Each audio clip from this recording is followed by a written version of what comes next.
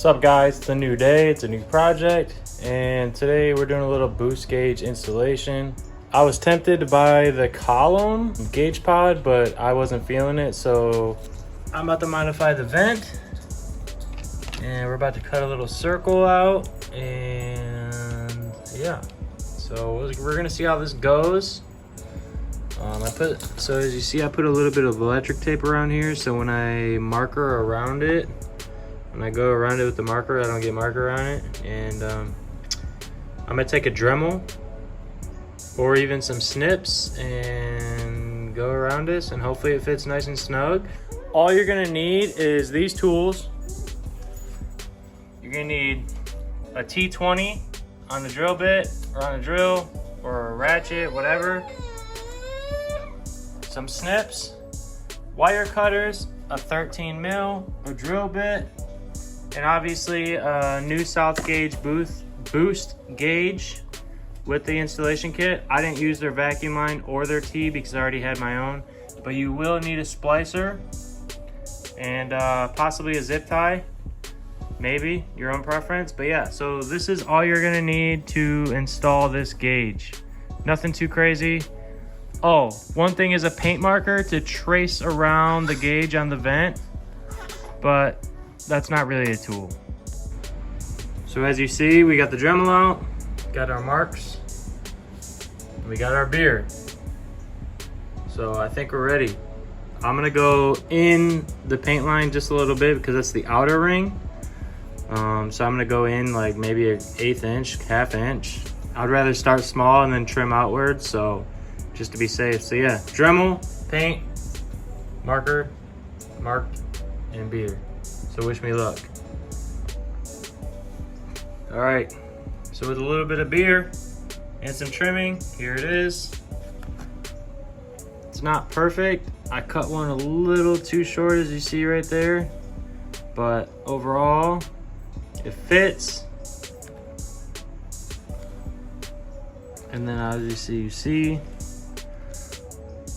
we got our vacuum right here and our wires right here. So all we gotta do is tap into the dash, run some lines underneath, and then we'll be good. So pretty simple, and I found out that using these is their best bet. So I wasted my time with the Dremel. It actually made them look kind of sloppy, but overall it's not bad. Besides that one I trimmed too short, as you see the gap in between the gauge. But overall, it's not bad. It's better than buying a $120 3D printed one, I guess. So, all right, let's tap into this dash and get the wiring done and vacuum done. All right, so first things first, I'm about to dust this and clean it up. But I just looked up on the forums and they say to tap into the blue and gray wire, which is this last one right here. So we're about to tap into this, and then let's see. All right, and then I think I'm gonna undo that bolt right there and then ground it to right there, because that's the chassis. Well, that's the crash bar that goes to the chassis. So yep, so positive goes to that blue and gray wire on the dimmer right here, and then negative goes to one of these bolts. I mean, I guess we could put it to ground on the dimmer, but they say ground it to the chassis, so that's what we're gonna do. All right, so like I said, I drilled a hole in there, ran the vacuum line through there, and we will be running the wires through there. And of course, that vacuum line goes underneath the dash and through that grommet up there. So this thing had previous stereo system, so I just followed that harness and went in there. And then I got to take this cover off. We're gonna route this to the fuel pressure regulator. All right, so before I quickly assemble this for good, I want to show you exactly what I did. So I have the splicer in the blue and gray, as you can see. So that goes to the red wire to the gauge.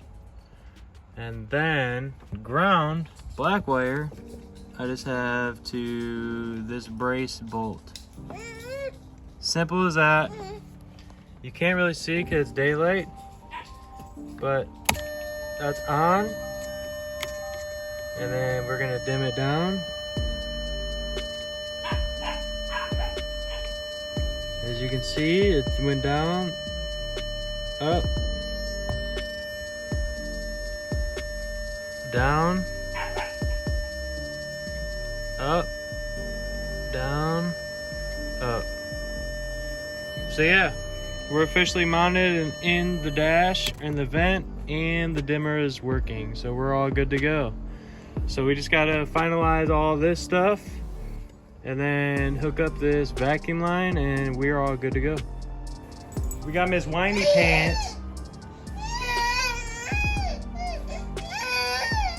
Yeah, someone don't want to work on cars.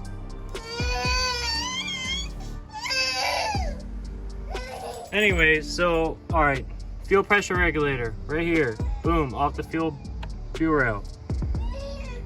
This is where the T goes. Bottom, top, side. Obviously that goes to boost gauge. That goes to vacuum, which is throttle intake, intake, and then fuel pressure regulator. So I zip tied everything as tight as I could. Hopefully we don't have any vacuum leaks. And we're about to test this thing out and make sure we're pulling vacuum. And later on, we will test to see if we are making boost. Oh, and don't mind, PCV broken.